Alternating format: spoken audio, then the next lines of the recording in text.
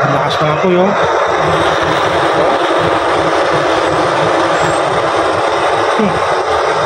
Ayos. Lakas talaga ng kalan ko. Maraming ko sa sandali lang ikumulo na agad. Ha?